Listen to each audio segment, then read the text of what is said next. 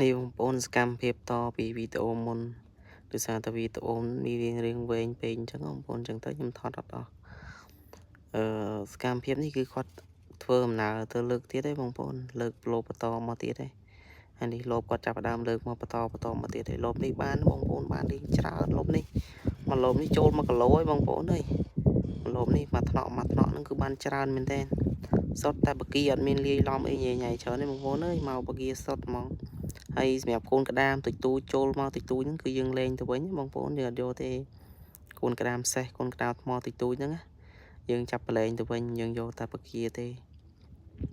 ព្រោះដោយសារតែកូនក្តាមតិចតួចហ្នឹងគឺយើងយកអាតិចតួចហ្នឹងមកវាអត់ចំណេញទេបងប្អូនពេលយើងទុកវាធំទៅយើងដាក់វាទៅវាគង់តែចូលដដែលទេបងប្អូនវាមានតាណាវាទេវានៅក្នុងហ្នឹង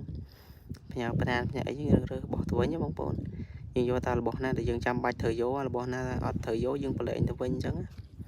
ហើយនេះមកជួរនេះរៀងត្រូវបងប្អូនលបណាក៏បានដែរបងប្អូនអើយលបណាក៏ចូលច្រើនដែរ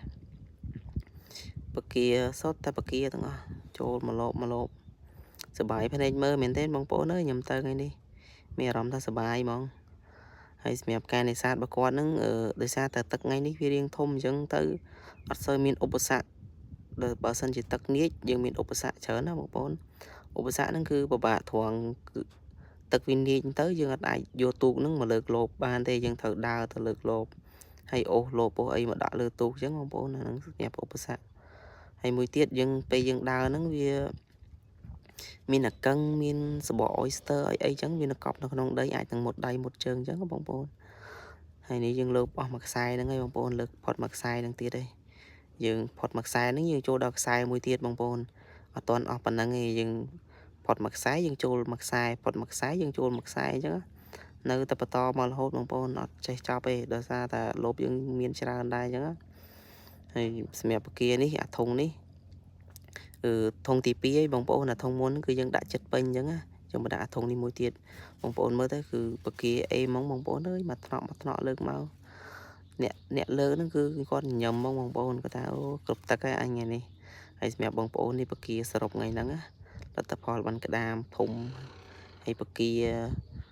ក្តាមនេះធំបងប្អូនអើយតាគៀបធំមែនតើ